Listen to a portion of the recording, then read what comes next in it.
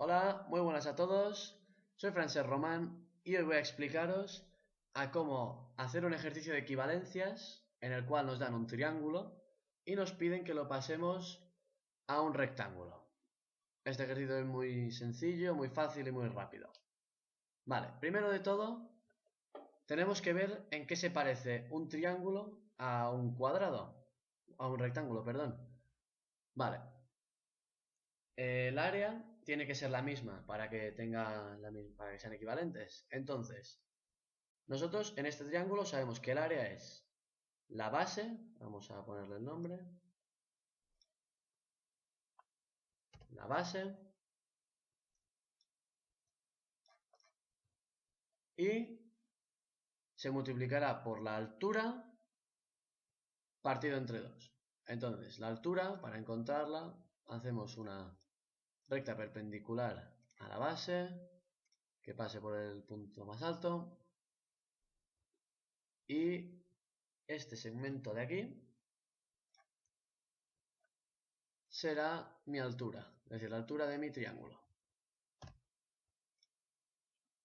Muy bien. Ahora yo sé que un rectángulo es base por altura. Para conseguir eso, yo sé que la base de mi triángulo puede ser igualmente la base de mi rectángulo. Entonces, este segmento de aquí podría ser directamente ya la base de mi rectángulo.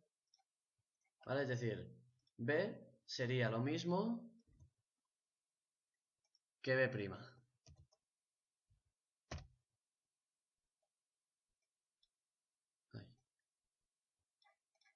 ¿Vale? B sería lo mismo que B'.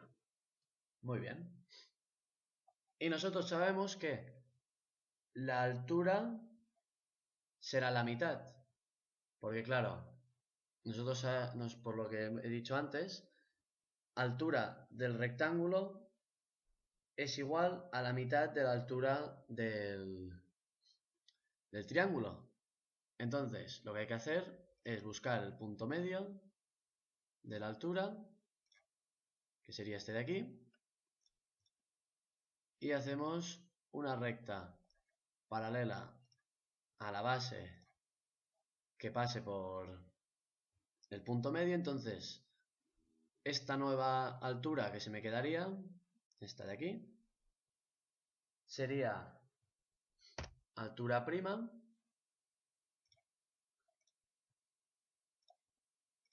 aquí seguiríamos teniendo la altura.